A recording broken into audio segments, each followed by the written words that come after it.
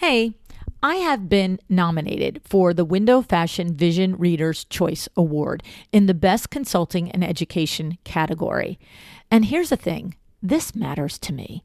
After 40 plus years in the industry, this nomination feels like a meaningful acknowledgement of all of the work I've poured into helping all of us build a better business.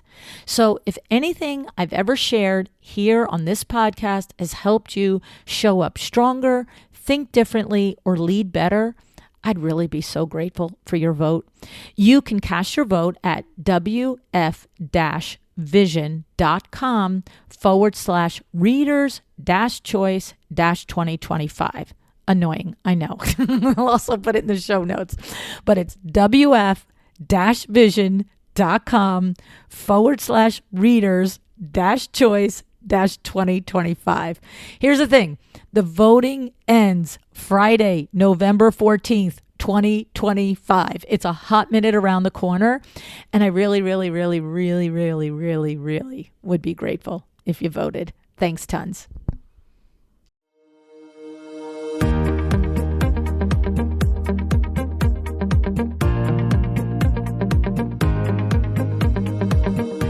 Welcome to A Well-Designed Business. My name is LuAnn, and I'm so glad you found this podcast. Together with my husband Vince and our partner Bill, we have grown our company WindowWorks from the ground up. So I know and I understand the challenges you face in running your interior design business.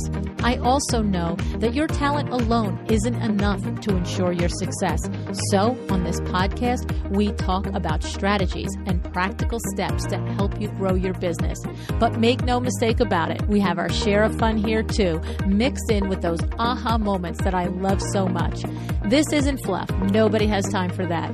Whether you are a new interior designer or a seasoned designer, I am here to help you create and to manage the kind of interior design firm that you dream of. It's straight talk and it's action. Are you ready? Let's get started. Hi, welcome to A Well-Designed Business. Before we get into today's episode, I want to let you know that we're doing something a little different over the next several months. We're bringing back the most downloaded, the most talked about episodes from the last 9 years of A Well-Designed Business. These are the episodes that built businesses, that sparked aha moments, that turned you into an action taker. Now, if you're wondering why we're revisiting these episodes and what's changing with the show overall, well, I walk you through the full vision in our April 25th, 2025 episode titled The Big Shift, What's Changing on a Well-Designed Business and Why. That episode is linked for you in the show notes. Now, a quick heads up. These episodes are airing as they originally did. That means the music might sound familiar or it might be vintage. That means the event dates will definitely be out of date that I talk about. And it also means that any offers that are mentioned may or may not be valid still. But the insights, still golden.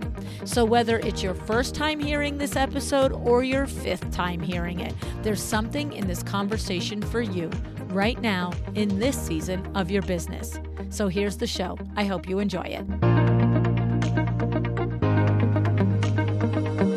Hi, welcome to A Well-Designed Business. It's Power Talk Friday. After 20 years of experience as an interior designer, Beth Bender decided to pivot, to follow her passion, which is helping you, her peers, run your firms more effectively and more profitably. Together with her co-founder, Kenda, the Dove Agency was born. The Dove Agency objective is to give you the time to do what you are great at, design. Let's learn how they provide services to streamline your administrative processes, your marketing processes, as well as your financial processes. With the goal and focus on profitability, this meant that I knew, even before I met Beth, that we'd be fast friends. And before we get to the show, I'd like to thank our show sponsor, Kravet Inc. We are coming up on the 6th birthday of this podcast, and knowing Kravet has been here since the very beginning, helping me help you is a pretty incredible thing. If you have not opened your trade account yet with Kravet, please go to kravet.com, Kravet.com. No minimums on an order. Okay, you can order 1 yard of fabric, you can order 1 sofa, you can order 1 rug, you can order 1 lamp. Go to Kravit.com today and use the code AWDB10 and you can get 10% off any one order of Kravit fabric, wallpaper, or trim. Okay, let's meet Beth Bender of the Dove Agency.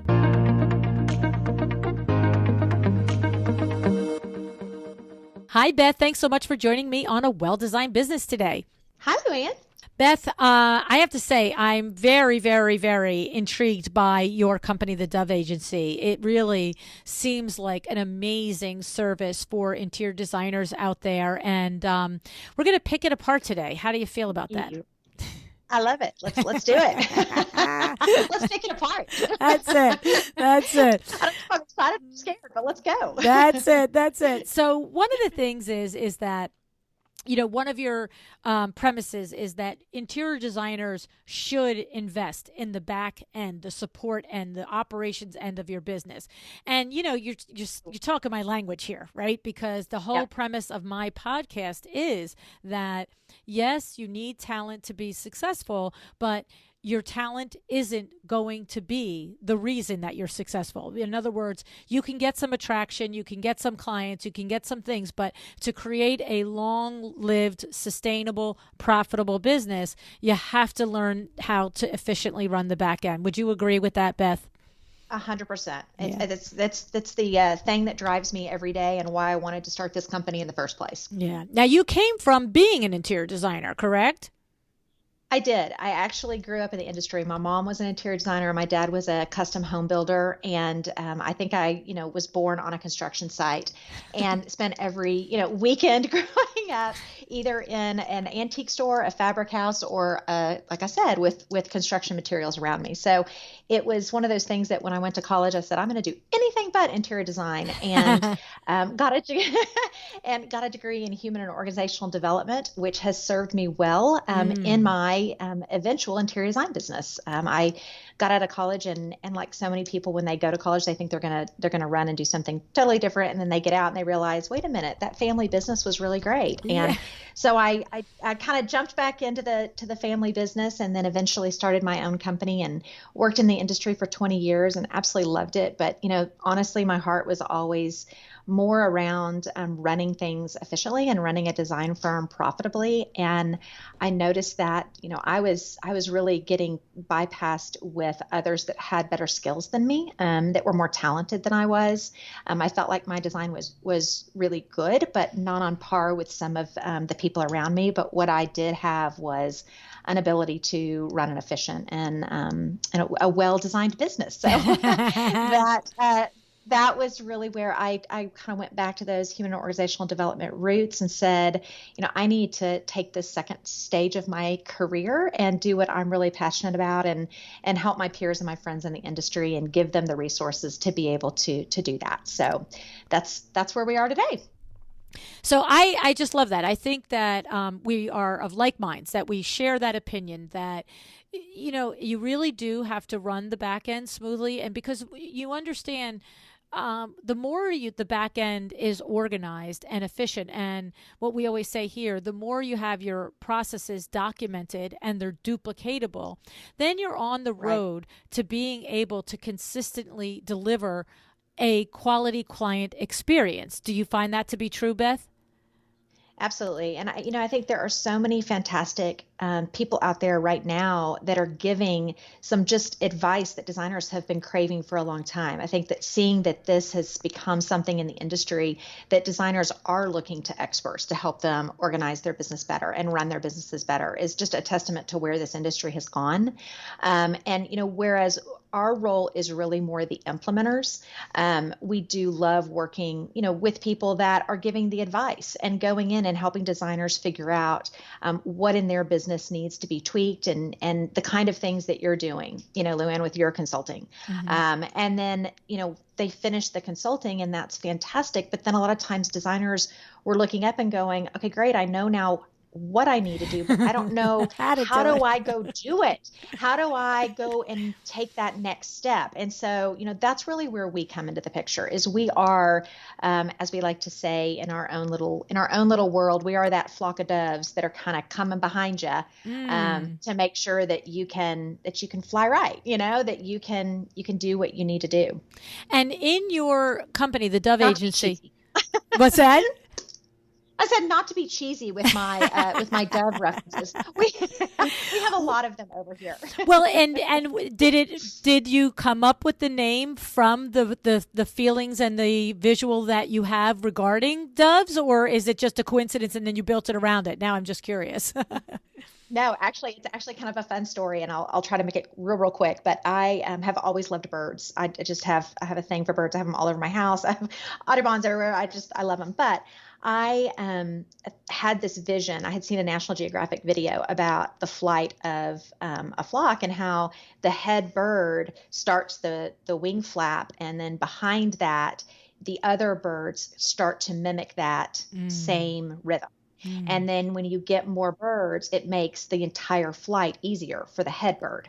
And so that vision of that had just kind of always been in my head. And I loved that National Geographic video. And I kept thinking, what designers need is they need that flock to come behind them that can get in their rhythm. Not Yes. somebody that's going to try to change them or make them something different that they aren't, because every designer is unique and they have their own ways of wanting to work with their clients, et cetera.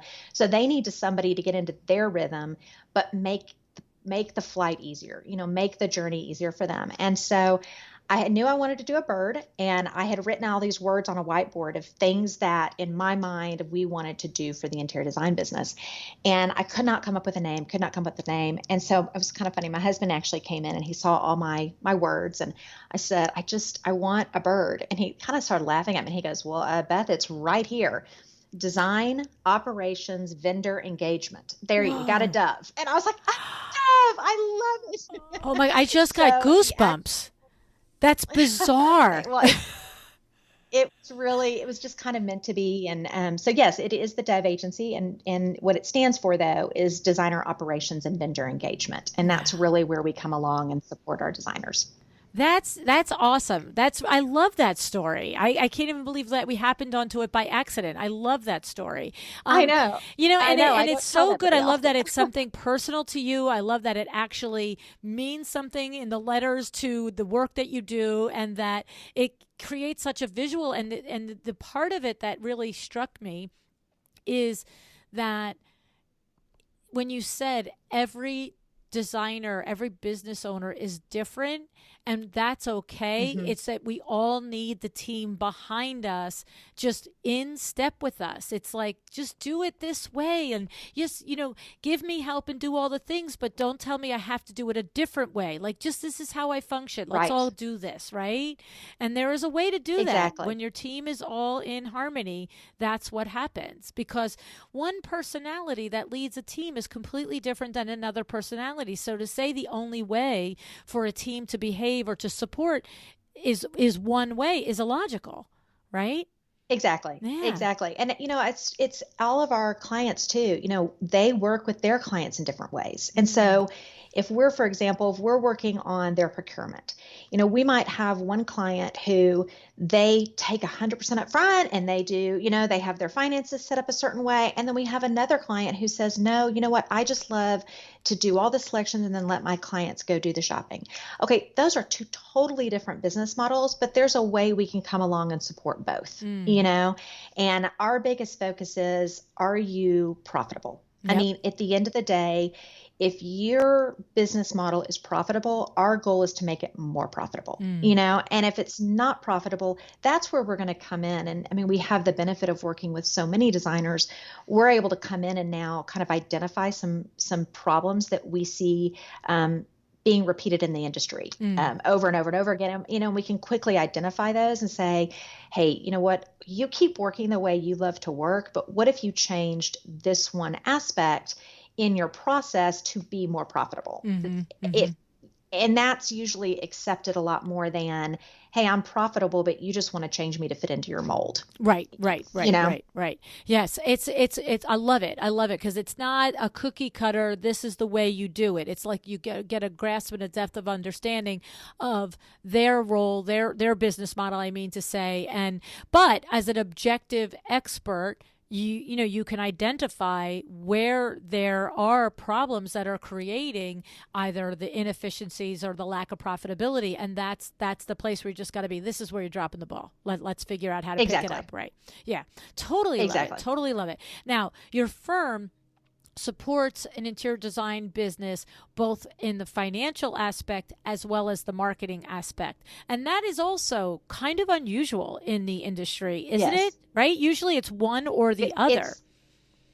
It's very unusual. I mean, I'm not saying we are the only one in the nation. I'm not going to say that, but I personally don't know of another one that is doing both sides. So if they're out there, I'd love to get to know them, because it is definitely I think a unique way of approaching an interior design firm in terms of professional services and professional support to them, because they are two very different trades. I mean, obviously, they're two very different skill sets to be able to support somebody on the financial side and the marketing side. And so we did have to make sure that before we could even launch the company, we had staffed up with the right kind of people in order to be able to support on both sides of the business. But we also feel that for a design firm to be able to have growth and sustained growth, you have to have a two-prong approach. You really have to be able to identify both your marketing needs and your financial needs, and they have to be in step, because we see a lot of people that,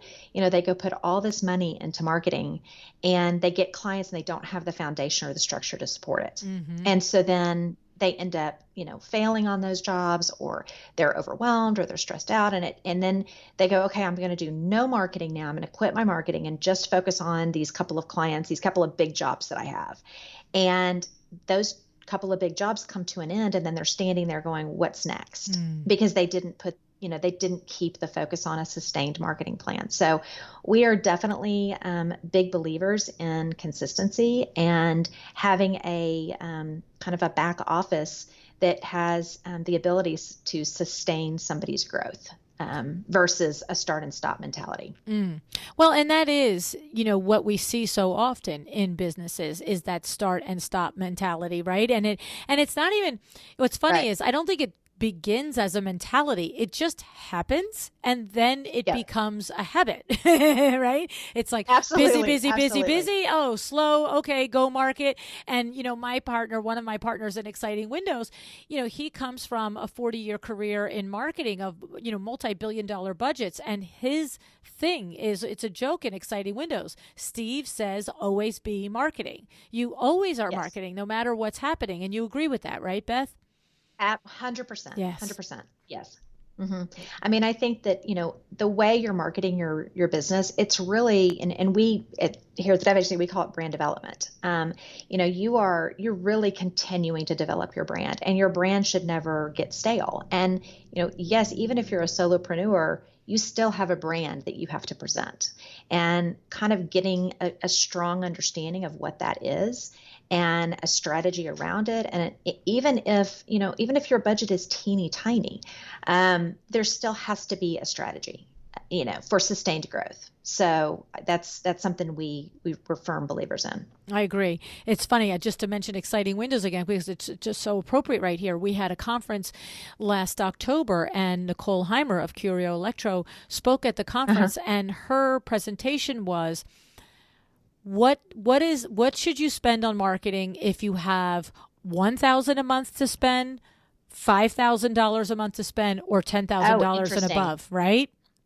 Yeah. Very interesting. It was. Yeah. It was really great. It was a great presentation, and she really laid it out. And basically what I loved about it, and it makes so much sense after you see it and hear it, but I was like, oh, that's so clever. I want to listen to that one. Yeah, it was like, for up to $1,000 a month, it's like everything in this column is what you do. And then $5,000 was everything in column one, add these. And then $10,000 or plus, it was everything in these two columns, add this. Like, right? It was very, very well thought out and clever. And Yeah, I mean, it's interesting because recently I was having a conversation with someone that's been in business for more than 6 years and is hitting more than 1 million in gross revenue, which is, nothing to Mm, shake a stick at in only 6 years in business. absolutely. But yet in the conversation, it revealed that the all of the clients are driven by referrals and repeat clients, that they're not investing any actual money in marketing.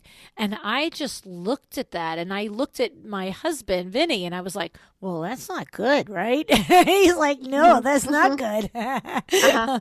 you know and so it can be weird for somebody. Have you had conversations, Beth, with designers that are like, well, why do I need to market when this is happening, right? Absolutely. And you know what I usually say to that is those referrals, they might say to themselves, I'm not investing anything in marketing because I'm all referrals.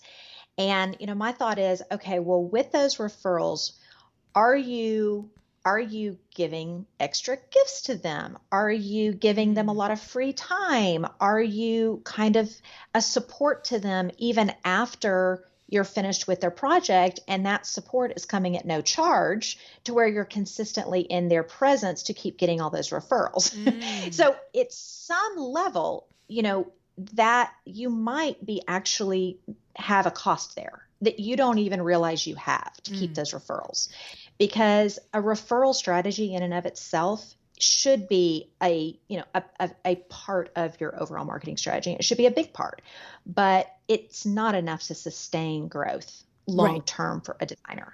And so, kind of when we start breaking it down, a lot of times it is, oh, well, yes, I do this with all of my old clients, and I do make sure to do this and this and this. I'm like, okay, well, there are hard costs associated with that. So Mhm. don't think you don't have costs associated.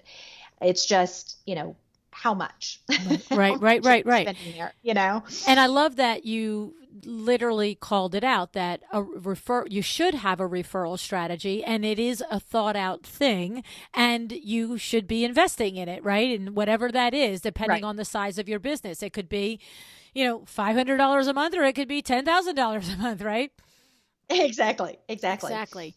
And so when you are working with somebody, I love that you do the finance part as well, because I can recall, and I won't say her name, but she knows exactly who she is. She called me after we met at High Point a couple of years ago, and she wanted to coach with me. And she said, what I really need is to get my marketing underway. I definitely want to hit 2 million in sales. This is it. I've been hovering around at Uh-huh. a million and five for several years. I want to hit 2 million, then I want to go on to 3 and 5. And she said, and I think you're the Okay. person to work with me, yada yada. And the thing was that we got started talking, and that's why I love that your company encompasses both sides, because as I was Hmm. speaking with her, it became so obvious that there was a personnel problem, that there was an employee problem Hmm. happening, and that and ultimately what I said to her in that little strategy call was, no, I'm not. No, I'm not gonna coach with you. I said, because Hmm. we could build your business out to the $2 million this year, but you don't have the foundation to support Yep. that business, and you will end up taking dings to your reputation and your potential referrals without this. Your team is not Right. your team is not solid, and I highly encourage her to hire my cousin Eileen Hahn, who is an expert on building teams and Yep. hiring.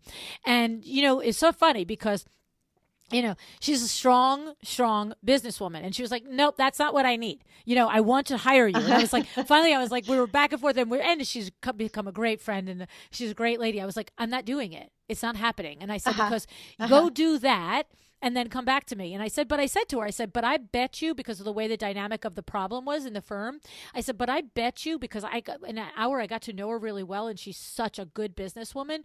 I said to her, but I bet you, once you get this resolved, you're going to just sail right to that $2 million. And it's exactly what happened, Right. And so you Right. do have to you can't just say, let me market something, or let me just do this one thing. It has to be somewhat holistic, right, Beth? Exactly. I mean, I think that if you don't have that financial foundation in place, spending any money on marketing it's dangerous. I mean, Right. it's dangerous for your business, because if you all of a sudden do win that dream project, and you can't deliver on it because you don't have the staff or you don't have what you need to be able to do that, you're not only going to lose that referral, but you might lose all the residual, Yes. business that would come after that. So we always, when somebody comes to me and a lot of times people do come to me and I have the first call with anybody that works with, that's going to work with us. They'll call me up and they will say, just kind of like that woman did with you, LuAnn, they'll say, I want to talk to you about, public relations. I want some editorial exposure.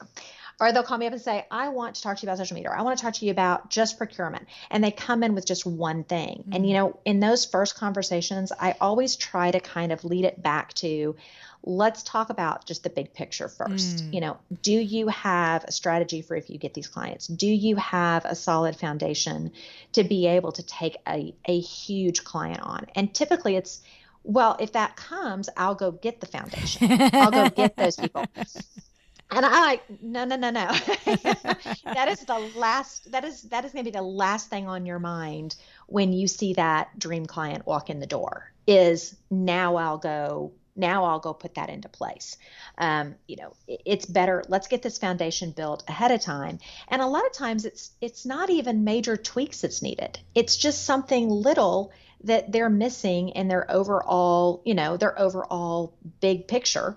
And most often what I find, it's bookkeeping. I think so many designers, what you said, it's the start and stop mentality because they are so busy that there's this idea of I do this run all the way up to when my sales tax is due or when I've got to get my numbers to my accountant for my federal tax filings.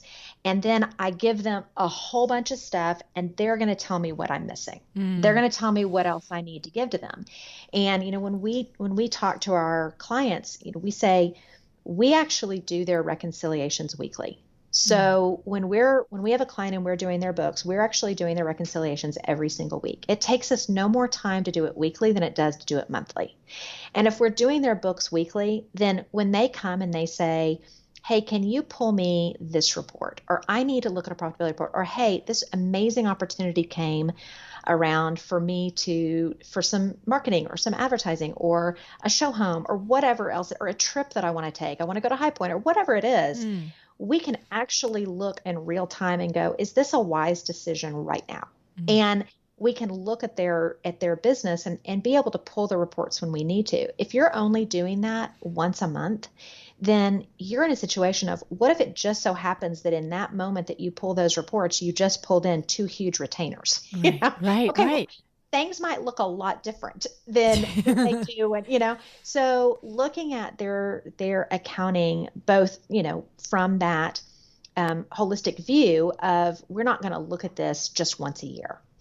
Or we're not going to be managing your books just so you can file sales tax and just so you can do your federal tax filings. We're actually reconciling your account so that you can make business decisions.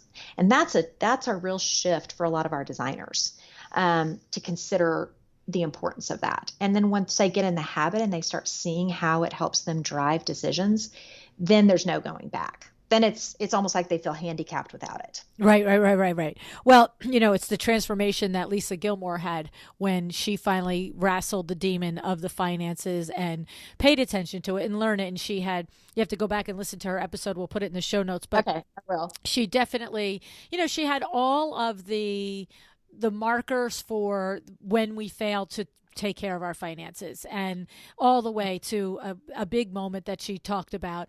And, but when she finally, it was almost like she like literally hit rock bottom. She was like, this is ridiculous. I have this $1 million firm. I think she was doing 875. And I don't have any money. Like I literally don't have a dollar. She was on a trip in Africa, I think, or South Africa, and had to call her mother for money to get home. And she's like, this is the height of absurdity, frankly. You know what I'm saying? How is this happening? Yes. But when she came back and she really took ownership, and now the transformation is, it's Finance Fridays. She coined the phrase Finance Fridays, and she cannot wait every week to get in her books and to review it. And it gives her such pride and pleasure and accomplishment and all the things. It's just like anything else that we learn and that we master, right? It's exciting to know that we've accomplished something that seems so impossible to do. But the finance thing, I think, is one of the last pillars to fall. And it's not just interior designers. I know we talk to and with interior designers here, but this is the same across all businesses. This is the same Absolutely. across all businesses. And it is the reason why the statistics of a small business not lasting X amount of years, whatever it is, it's for this reason. So I implore designers through experts like you to learn it and take advantage of it. But I never want a designer to think, well, we're just creative, so that's why we can't do it. Guess what? Exactly. The wallpaper guy isn't any better at it if he doesn't take the time to do it. And there's, and maybe there is something creative about hanging wallpaper, but, the guy who fixes your car is not, you could be just as guilty of not owning the finances. But the other side is so gratifying. Do you find that with the people that you work with, Beth, that the other side of it is just like, singing from the rooftops?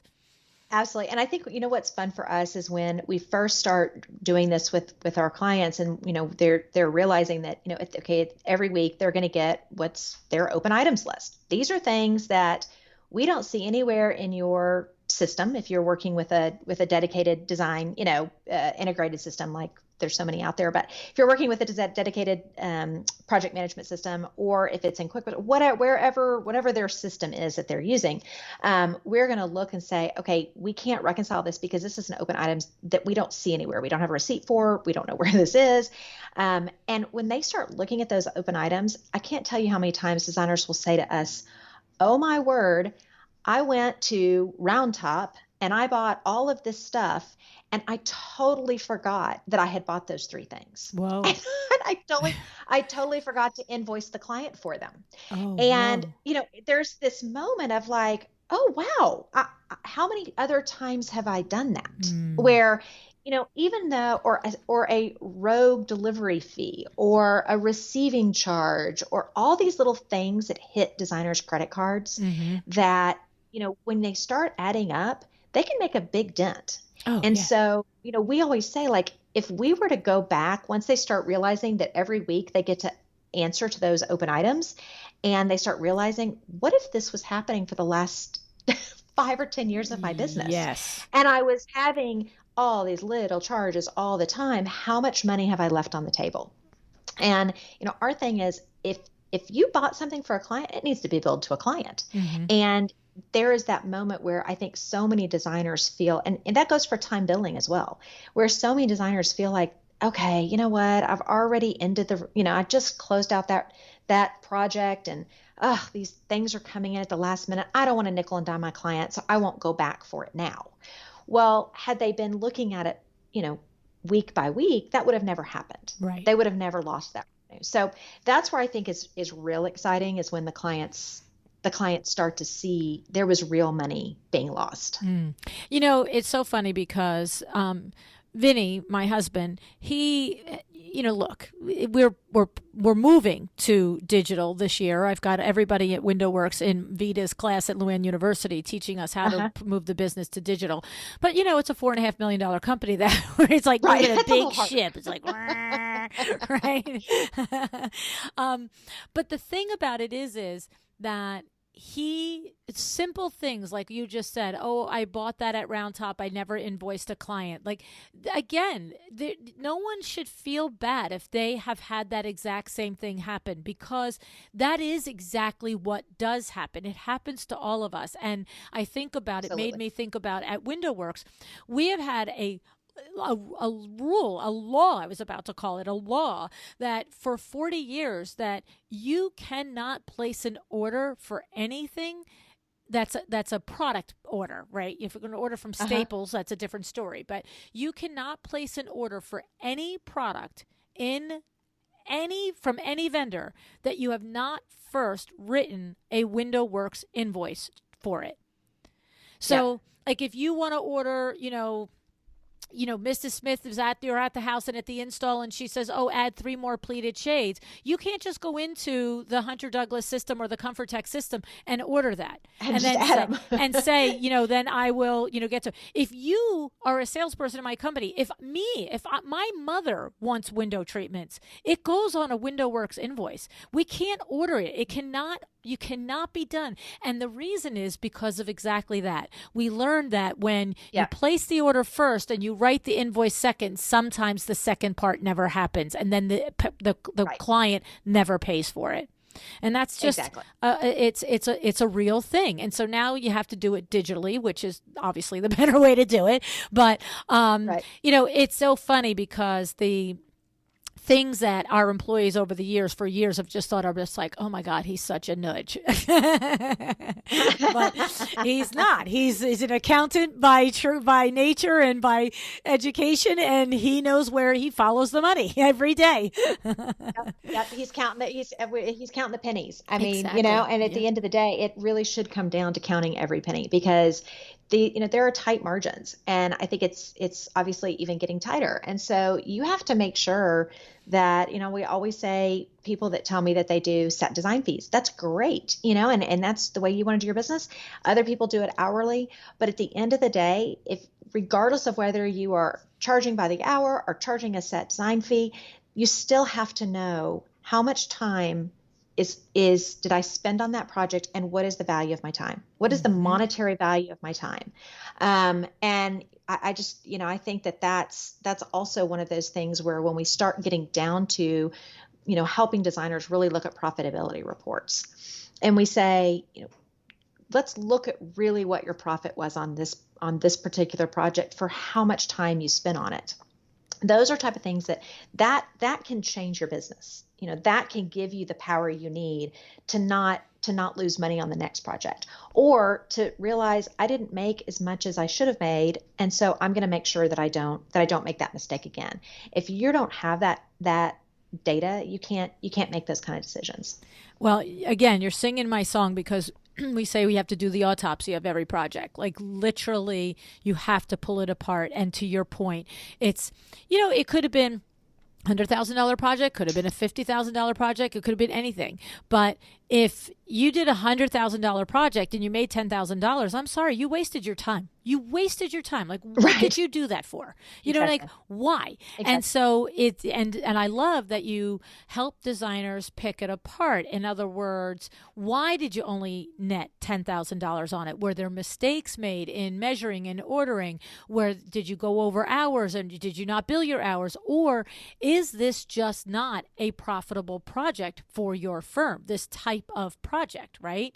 And we do that all the time with our projects, and also as we're working with the Exciting Windows members, the same thing. It's like, let's pull it apart. Is there really any reason to be serving this part of the business sector? What is happening here? Because you sometimes, again, you just keep doing it because you've been doing it. You have to stop and look and say, why am I doing it? Right? Right. Right. Well, and we get the most calls for, I would say the most, kind of those blind sales calls. We get them typically between October and December. It's unbelievable. And I think it's truly unbelievable. And I think, what happens during that time is, again, it's people are looking back on their year and they're thinking, what was this for? What was it for? And what's fun is talking to those people who really have a grasp on what do they want for the next year. When somebody comes and they don't really know what they even want, that's harder to jump in and support them, because like I said, our goal is not to be that lead bird. It's not to be the head of that flight. I mean, we're looking at it and going, you're the business owner. You're the one that has your goals. You know what you want to do with your life. We're not coming in and trying to change that. But if you can't give me a clear understanding of what you want, then it's very hard for me to come in and say, let me pair you with these team members. because I don't know where I'm going with you. Exactly. I Well, don't I know how mean, to the help you, truth is you you know? can't get somewhere if you don't know where to go, right? You just can't. It's so funny because I was just talking to a designer recently. I'm trying to think, and I was using the analogy of a map. Oh, I know who it was. And we were using an analogy of a map, and I said, you're in Texas, I'm in New Jersey. You're a smart person. If you just got in your car, you could get to New Jersey eventually, right? You Uh-huh. probably have an idea that if you drive north, at some point you're going to hit Route 80. And somewhere in your life, you probably heard that Route 80 goes from California to the East Coast. So Uh-huh. if you just kept going north, you'd eventually hit 80. And if you get 80 and you go 80 east, you're going to run into me. It's going to be good. We're going to see each other, right? I said, but how long is it going to take you to do that? So if you decide, though, beforehand that I'm going to visit LuAnn in New Jersey and you map it out, you're going to get here. You're going to get here on time. You're going to get here on budget. You're going to get here, all the things.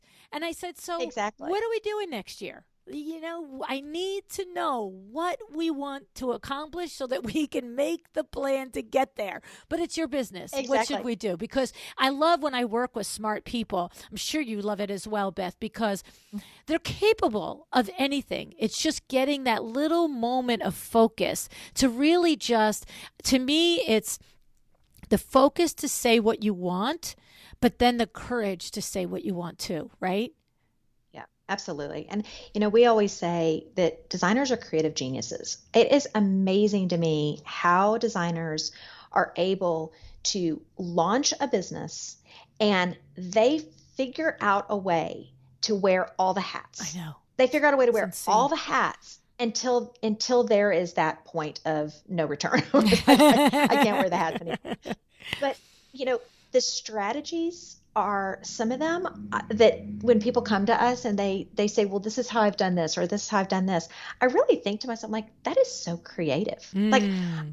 I mean, that doesn't follow any of the laws of bookkeeping or of business management or whatever, but it's very creative. And Mm. it got you to the place where you can now have the luxury of getting the support. Right. And you don't have to do it all. And we had a designer that called me a couple weeks ago, and she was wanting to come in and work with us on the marketing side. And one of the things that she said to me is she got a degree in marketing and brand development.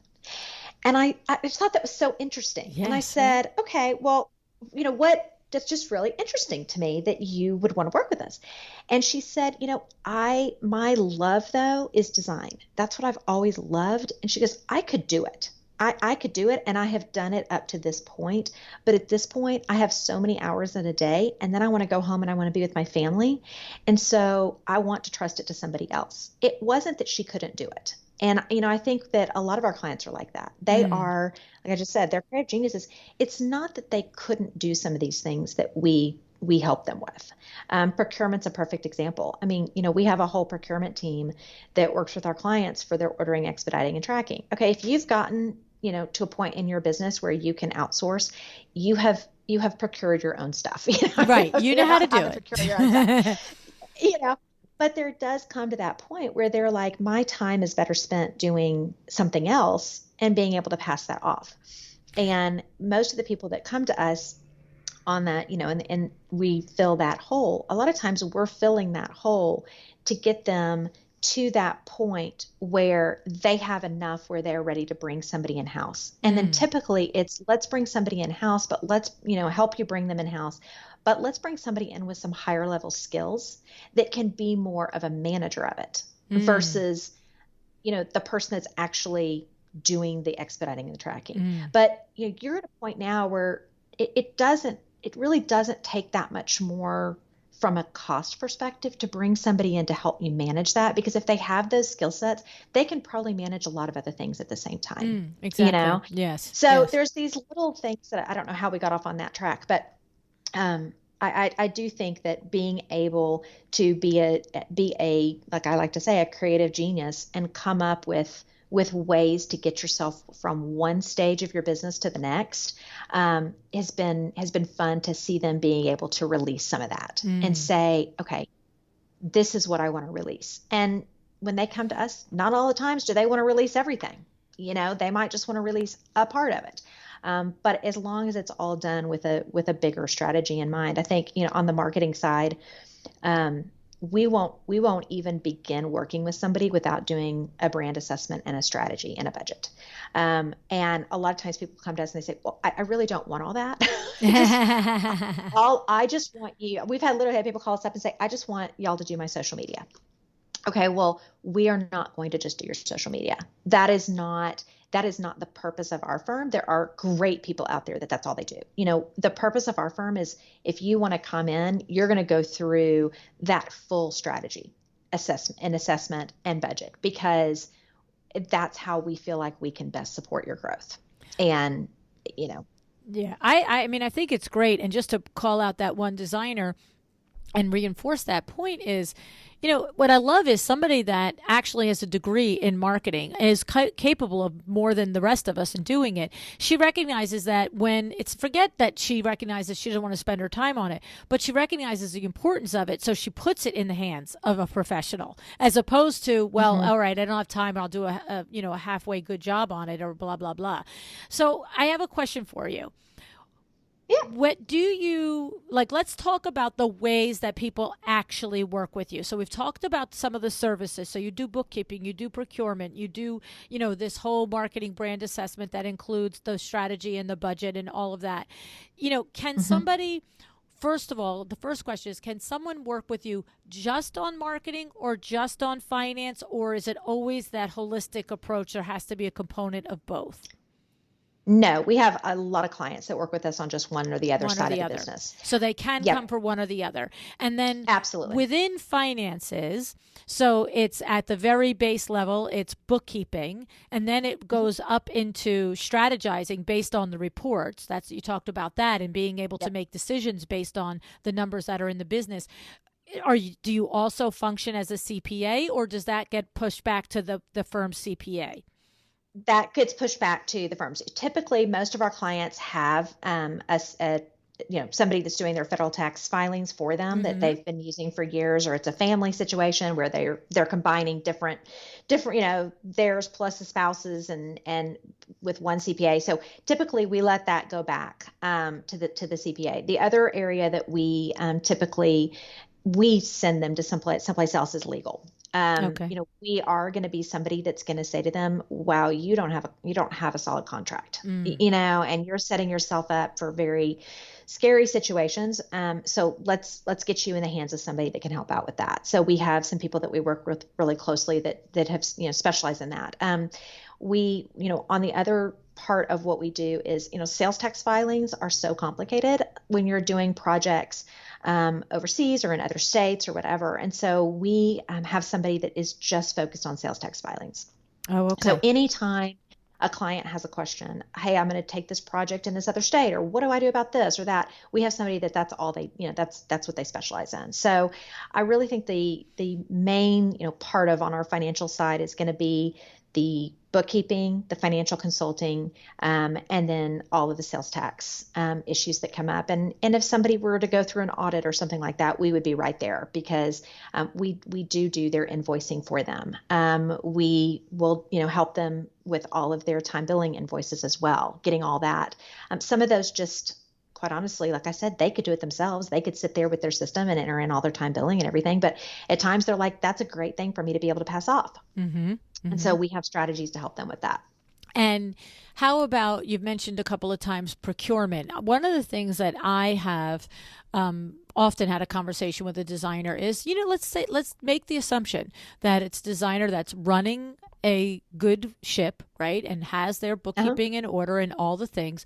But you do get that opportunity every once in a while for that bigger project. And you just look at the eyeballs and you say, And so you want to just maybe hire out the slice of procurement because it's going to be $500,000 in furnishings. Do you do that, or is that like, no, we do that for our in-house clients, but you can't just hire us for a one-off client for procurement? No, we have clients that all we do for them is procurement. Mm. If somebody calls us up and and we have had people call us up and just say, I just want this one off. Or, people like I said, on our marketing side that are like, oh, can you just jump in and help me with on procurement? I don't work with your financial team, but can you jump in on this one project? Yes, we will, as long as we have the capacity. Mm. Right now we're on about a 3-month wait list right now, Mm. because everybody, when they come in with us, we have an onboarding process to make sure that we're all going in the same direction. And we only do those onboardings with our managing directors. And so obviously that is something where we take, only so many people a month that will onboard. So if somebody just comes to us and all they want is procurement, as long as we have the capacity to fit them in quickly, we can do that. But Okay. it's really more of our ongoing procurement clients that say, hey, listen, I want to hire you for procurement for, and it's going to be ongoing. It might not be the same amount every month, Mm. but it's typically not somebody that comes in and says, procure everything for this one project, and then I'll see you in a year. Right. It's typically people that where they're ongoing, outsourced procurement. And I can understand that. I mean, the preference and the priority goes to the ongoing clients. And so if you have capacity here and there, blah, blah, blah, I'm sure it's just like anything else. If you do take on somebody for a one-off and you do a great job, maybe they're yours forever, right? So, Exactly. And a lot of those one-offs, they come through referrals. yes. It's Yeah. one of our longstanding clients, and they'll call us up and say, my best friend, my best design buddy really needs help. Can you jump in here? Right. And how does a designer work with you, Beth? So regardless of the service that they want to take advantage of with your firm, is it a year contract? Is it a month contract? How does it work? Absolutely. It's month to month. We actually bill the client for the hours that they spend with us and nothing more. So the clients are going to know roughly that, for example, on the marketing side, we provide them a marketing strategy with a budget. We're never going to go over that budget without an agreement from the client or the client requesting something outside of what was scoped. But we bill for the hours we actually work. And if that month they come in under budget, we're gonna bill them for under the budget. On the financial side, it's the same thing. When it comes to bookkeeping, it's really how many transactions did you have in that month. Well, there are times when a client is doing a ton of procurement, they're going to have a ton of transactions that month, versus another month where they might say, I'm going to go on holiday for 2 weeks or 3 weeks here. Their bookkeeping bill that month is going to be much lower. So it definitely is something that fluctuates for our clients. And I think our clients like that approach versus a retainer or a set fee, because it gives them the freedom to, again, manage their business the way they need to and know that the costs are flexing with what they're doing in their business versus I have this set cost that I know is going to be there for an entire year. Okay. COVID is a perfect example. When COVID hit, when I'm like it's over, it's not over, but when it first, when everything first happened, the first thing we did was we knew, everybody was going home. None of us knew what was happening next. And we just, we called all of our clients and we said, hey, listen, don't worry. Like, we're just going to go ahead right now. And I know you've got a budget. We're just going to take that in half right now. We're just going to, we all understand. And it was something that I think our clients knew when they signed on with us, that by not going into a retainer, they would have that flexibility. But I think in that moment, it did build a lot of loyalty with our clients. Because the work was there. You could have, say somebody budgeted you for 10 hours. I'm sure just because COVID hit, the second it hit, we all know there was X amount of work that continued, but you just consciously said to them, we're going to pare it back to 5 this and only do what's critical, yada yada, and then give you a chance to breathe and see what's going to happen with this. Exactly. And so that was definitely, and I think that that's something that, whether it's a global pandemic or it's something in somebody's personal life, that they didn't expect, and they're thinking to themselves, I want to be able to have that flexibility, that if something happens, I'm not locked into a really long retainer. Well, and I was wondering, go ahead. Sorry. No, I just was saying it was something that I had wanted in my own business, and I had looked for and tried to find and couldn't find. And so it was one of the reasons that I wanted to structure it this way. I love it. One of the things that made me think of is a question I had a moment ago was, in order to really like you said, the pandemic is one thing, we all knew about it. But when something happens in someone's personal business, in order to know that, and in order to know that whether it's a situation where it would be helpful that you're not but billing the agreed budgeted hours, or it's a situation when their budgeted hours are 10 and you're heading for 15 or 20 because of whatever's going on. It seems to me that there has to be a lot of in each other's space. So are there weekly meetings? Are there monthly meetings? Do you have different, like if you come into and you work with the Dove agency, the same person is going to be my point person for finance, and the same person, a different person, is my point person for marketing, so that you actually are getting to know these businesses at a more intimate level, Beth? Yes, absolutely. You have the same person that's your dedicated procurement associate, or your dedicated bookkeeper, or your dedicated financial, consultant. And same thing on the marketing side. If we're working with somebody, they have their dedicated account manager. They know, they get to know their managing directors on both the public relations and the brand development side. And so, those relationships do form. And that was something that I did love when I was doing design, was the relationships I had with my clients. And I wanted to make sure that this stayed a relationship-based business.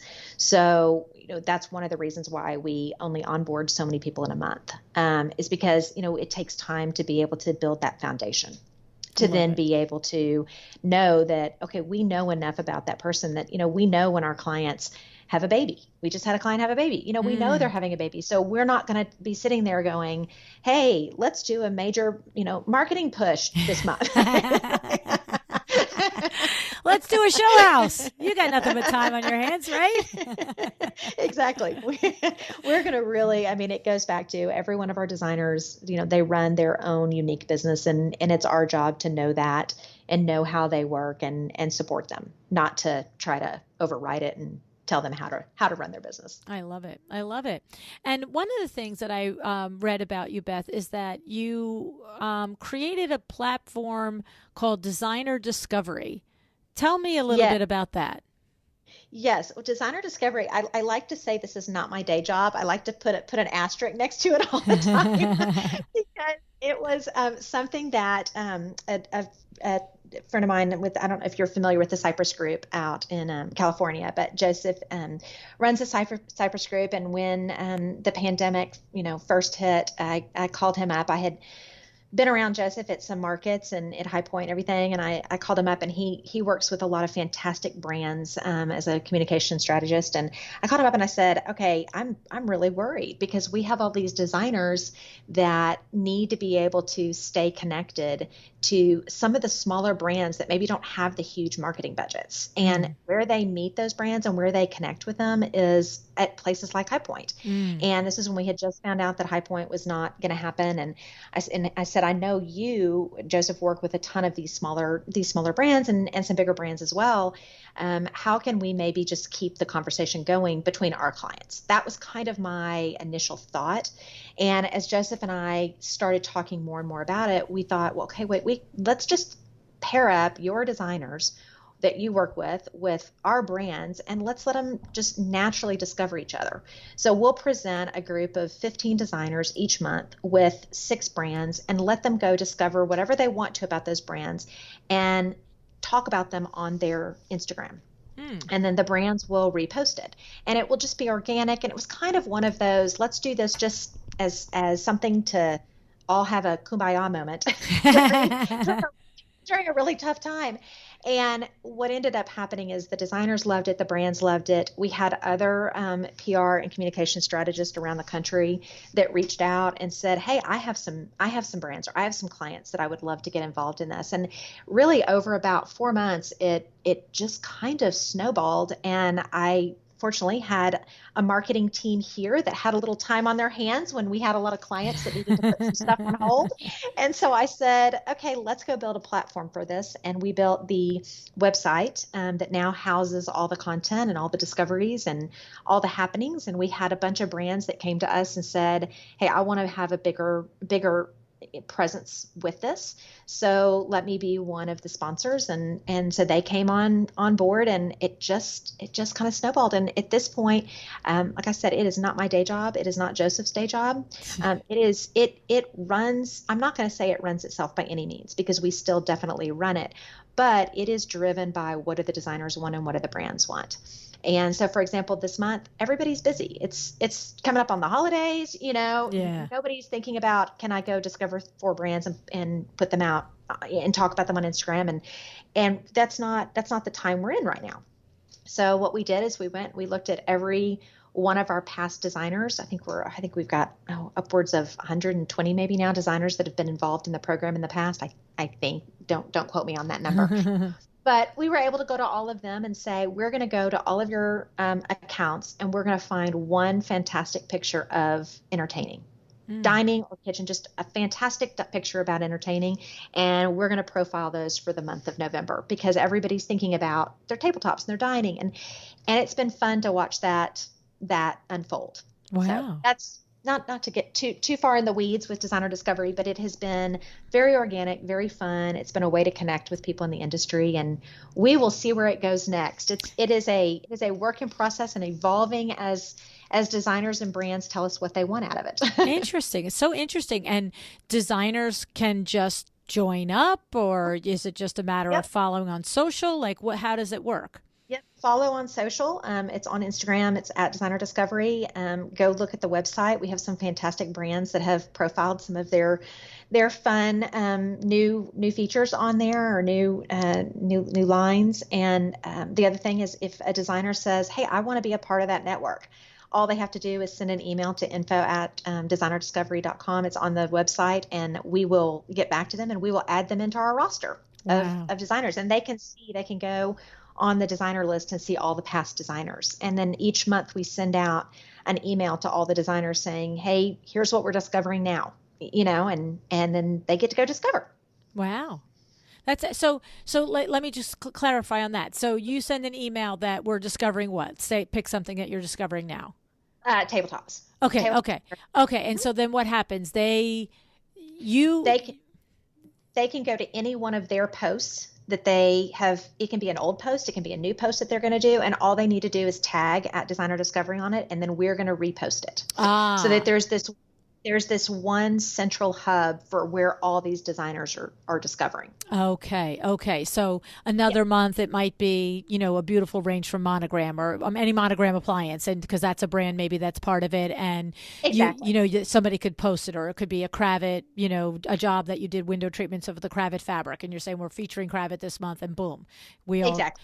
Very exciting. Exactly. So it's a lot of fun. And like I said, it is definitely something that is driven by what the community is telling me they want. So, Joseph and I have a weekly conversation, and we chit chat about, hey, this person told me they would love to see this or this. And we do our best with our limited resources to be able to keep the request going. But we have a lot of fun at High Point. We do interviews with some of our partners that have stayed on and supported the platform. And we had a real fun interview that we just did with Hickory Chair and with the new brand from David Phoenix. That was a lot of fun. So definitely go look at the website too. Yeah, he's awesome. But definitely go look at the website. We have some fun things on the happenings page where we keep up with new things that are going on in the industry. And then we also have a newsletter that we send out. So sign up for the newsletter also. So this is a heck of a side hustle that isn't really a job. Yes, that is the understatement of the day. I mean, let's do this to stay connected in COVID. Oh my God, it's a beast. 2 years later. It is, and it is one of those things where, quite honestly, I can say I don't know where it's going. Yes. People have asked me, and which is, for me, I'm a very driven person, and typically when I go after something, I have a very clear goal in mind. I know exactly what I'm doing with it, which is, like I said, that's my day job. But with this, it's been real fun for me to have something that I don't do that with, Yes. that I don't just muscle where I want it to go. Instead, I just enjoy. I enjoy seeing the connections that are being made. I enjoy seeing the beautiful just things that are being discovered each month. Some month it's more than others, but it's really delightful to me to be able to watch it unfold. I love that. I have to say, we did talk about how you have to know what you want, where you want to be, what you want to achieve in order to put it down and be able to make the map to get there. However, there are always, I feel like I've always had certain little things that I just not quite sure on it yet, but it feels good and it seems right. And I don't have clarity on it yet. And maybe, I'm not going to take 40 hours a week to do it because I don't have that clarity and that goal. But it doesn't mean that there aren't these things that you just are drawn to do. And like for me, I just say, I'm waiting for the universe to let me know why. Right now it feels good. I want to do it. Exactly. Well, and I think during that time, when we were not able to go to markets and we weren't able to see each other, being able to see, what was going on in their heads and what were they thinking about and discovering, and to see it unfold like that in the design community, it was definitely uplifting. And so, yeah, like you said, we will see where it goes now that we are all back in market together, and what will we discover on a platform like that? I don't know. Yeah, and I think what it is mostly when we do things like that, it's because there's something that does feel good about it and feels right about it. Mm-hmm. And so we don't require it necessarily to be a revenue generator or something at the present moment. It's just like, let's just see what happens with this, right? Exactly. Yeah, it's doing good things, creating good vibes, supporting people in a positive way, and sometimes that's okay for forever or for a period of time. So exactly. Love it. I hope a lot of people will come follow it and get all the good feels that we get. Yes, I love it. I'm 100% sure you're going to get a little crash now of all the new people. That's a good thing. That'd be great. Well, I just love the intention that you have set up around your business and the way you carry it to the designers that you support. I think it's outstanding, and I'm sure that many people probably come to you feeling a little floundering and feeling a little lost and feeling a little uneasy on their feet, but probably learn very quickly through example and through your advice and through the things that you do for them and with them how to actually run the business well. And then what happens is, my guess is that the business starts to run really well and they're able to take on more and bigger and better projects. And so they're quite happy to keep having you the one that does the things, because in the beginning maybe they came because they needed the help, but now they've created the business that supports just keeping you in your lane and them in their lane, right? Exactly. And it's fun too, because we had a designer who did, say, okay, I they were doing a lot of business, and so their bills with us were higher, and they came to us and they said, okay, should we take some of this in-house? And from a financial perspective, yes. On a financial level, yes. At the level that you're doing, it would be a good idea to have this particular role fulfilled in-house. However, this particular designer said that would mean I would have to manage that person. Mm-hmm. And that would take me out of the lane of doing what I love. So, there is that balance between, okay, there are financial decisions that might make more sense to bring it in-house, but on the other hand, it would take them out of doing what they love. And this particular designer is at an inflection point in their business where they have the luxury to decide. Mm.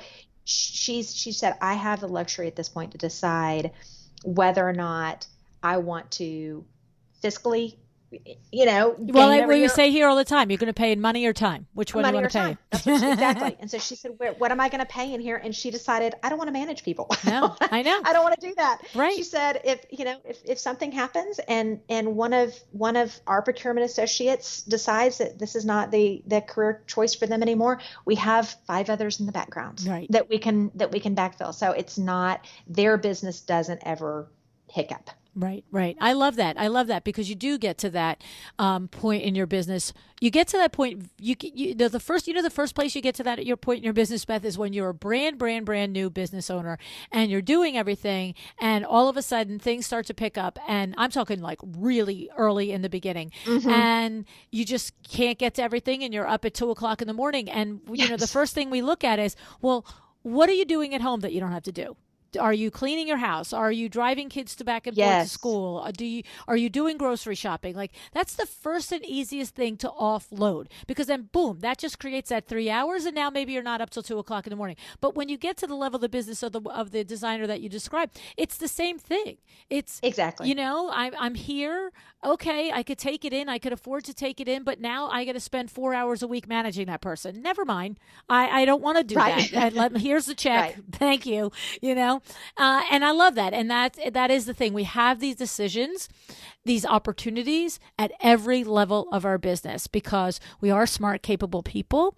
We can do almost anything that we set our mind to. It just becomes that actual analyzation of, is this a good idea for me to do it? A, am I the best person? B, am I getting my hourly wage? Like my friend Madeline McRae says, are you doing a $20 hour job, Lou, or a $2,000 hour job? I'm like, yeah, what am I doing over here? Get this out of my head. I love that. Right? I love that. I love that, LuAnn. I mean, and that is exactly the sentiment that I think if every designer could know that one thing from the beginning of when they start their business, it just their lives would be so much easier. Just like you said, just every single step, look at what can you outsource. That's right. And give yourself more time to do what you love. Right. Because, look, an amazing housekeeper might charge you $150 to come and clean your home for 3 or 4 hours. Some markets it will be more, some markets it will be less. But can you create 3 proposals in 3 hours and maybe put, $50, $60, $80,000 in your pipeline because you're starting out and 3 or 4 proposals combined to be $60,000? I'm like, So why are we going to clean the house today? I'm sorry. Right. Doesn't make sense. Exactly. Exactly. So. No, that is such, and everybody's going, amen. That's it. That's it. So anyway, well, I just really, really enjoyed our conversation so much. You're such a smart lady. You're a hashtag smart lady for sure. You too. And I loved our conversation, and I'm so glad we got to have it today. So thank you. Thank you so much again for inviting me.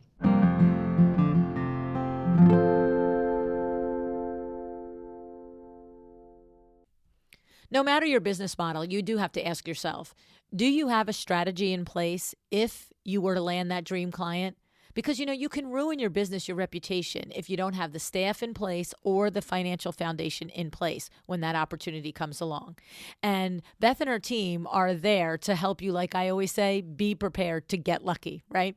Beth knows just as I do that many of the problems that plague a business are the result of poor, inconsistent, and not good, solid practices for bookkeeping, right? I love that the Dove agency does their clients' reconciliations weekly. I love it even more if you know how to do it yourself, even when you do hire someone else to do it. And this is exactly why we have Online Bookkeeping 101 at LuAnn University. Kathleen Anderson teaches you everything you need to know so that you can do it yourself, or you can hire it out and monitor it, right, to someone like the Dove agency. What I know unequivocally is when it comes to your money, you have to know it so that you can track it and make it work for you. And how about when Beth talked about the designer discovery that she started with her friend Joseph, that when the pandemic first hit, Beth called Joseph Aldrich of the Cypress Group, and the two were worried with High Point being canceled. How were you guys going to stay connected to the smaller brands that may not have the big marketing budgets to pivot and go to plan B once High Point was canceled, right? And this is how Designer Discovery was born.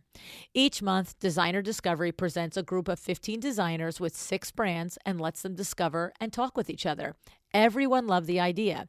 PR and communication strategists from around the country started to reach out with their brands and their clients. Driven by what the designers and the brands wanted, within 4 months, Designer Discovery snowballed. And as wonderful as Designer Discovery is, I think it's interesting to note that Beth shared with us that she isn't quite sure where it's going. Not in a bad way. It's doing great. But the idea and the thing is that we sometimes aren't always sure what the end game is. And that can be okay as long as it isn't distracting us from our primary goals and focus, right?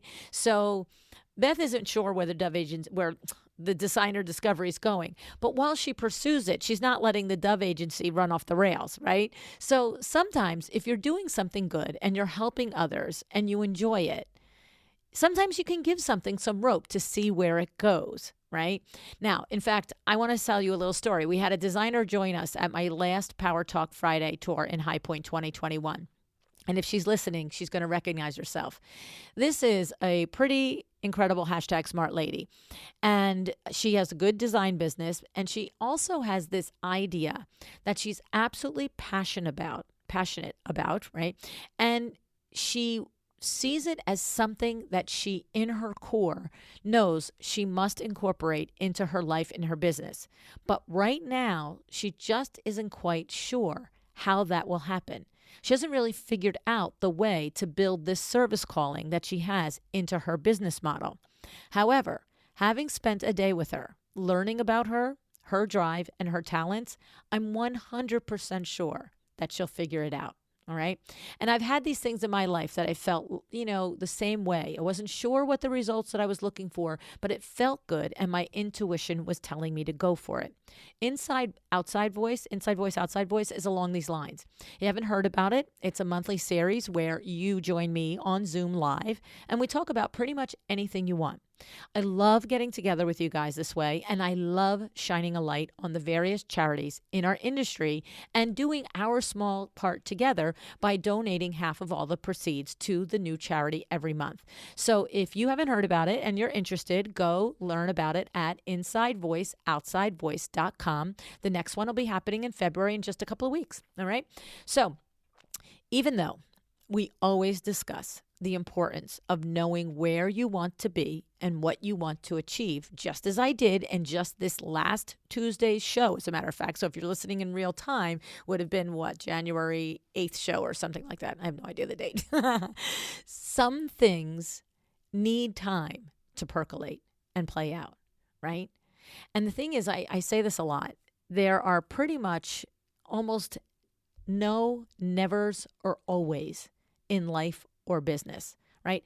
This is never going to happen. This is never going to, this is never going to be the case. This is never blah, or this is always the way it goes, or always, right? There's no nevers and always. There's very few in life, okay? Those are limiting things, right? And so sometimes you can play something out and see where it will go. You just don't let your main thing go off the rails, like I said, okay? Now, one more thing before I let you go. If you have never been to the International Windows Coverings Expo, all right, there's no better year than this year to check it out. First of all, it is happening in person finally, right? In Fort Lauderdale, of all places. I mean, do you need an excuse to go to Fort Lauderdale? Okay, you have me at hello right there. But I also want to share with you the incredible speaker lineup that is going to be down there in Fort Lauderdale. I'll be there. And I'm going to be presenting the 7 steps to successful negotiation. Okay. So if you are needing to negotiate with contractors, with trades, with vendors, with clients, come on and let's talk about the best ways to do that. And then here is some of the other presenters. Okay. Vita, my partner in crime for the WTF episodes. Sarah Brennan, our resident queen of processes and design packages. Claire Jefford, master at diversifying your income as well as creating video content. Madeline McRae, leadership and sales guru. Michelle Williams, our money and finance wizard. Oliver Schreiber is going to be there. This is a new name for you. He is one of our most successful, exciting Windows members, and you are going to love getting to know Oliver. Outstanding gentleman. Okay. And then finally, drum roll, please. Corey Damon Jenkins is going to be the keynote speaker. So, I mean, I'm serious. If there was ever a time that you thought, should I go check out the IWCE? I think that if you add up all of this from the top of that list of being in Fort Lauderdale all the way to being able to meet Corey Damon Jenkins in person, this is a conference to go to. It's happening in April, right literally piggybacking off of High Point Market. So if you're interested, go to iwce-vision.com and you can register there. Okay. And, you can tell by this speaker lineup that there's lots of information for both window treatment pros as well as designers. So, and I also want to say, if you're a window treatment pro and you have been wondering what Exciting Windows is that I keep talking about, we are having our conference the 3 days immediately following the IWCE. Okay, so that ends on Thursday at 2, and we start Thursday at 3 and go to Saturday. So if you'd love to join me and the Vin Man for the EW conference, you're going to head over to excitingwindows.biz and get more information there. All right. The registration page and all of the information about our conference will be opening up very soon. It's probably about 10 days after the show airs, but you can go to excitingwindows.biz, learn a little bit more about us, and join the email list. And then you'll just be on the know about the conference if you want to spend the entire week in Fort Lauderdale with me. Okay. So thank you so much for joining me today. I really do appreciate that you show up and that you come and you share your ideas and your thoughts with me, either on the show, in the LuAnn Niagara and Friends Facebook group, on the Instagram post, all the ways that we connect. I really do enjoy it and appreciate it so much. Go make it a great day and decide to be excellent. Thank you so much for joining me again today. This podcast is a production of WindowWorks, your resource for custom window treatments and awnings. To learn how we can help you on your next interior design project, go to www.windowworks-nj.com. And if you're interested in working with me on your business, either through masterminds or one-on-one coaching, or you want to know how to get my book, The Making of a Well-Designed Business, or you just want to know what's going on in the podcast land and where I'm going to be, all of that is found at LuAnnNiagara.com. Thank you so much. Have an excellent day.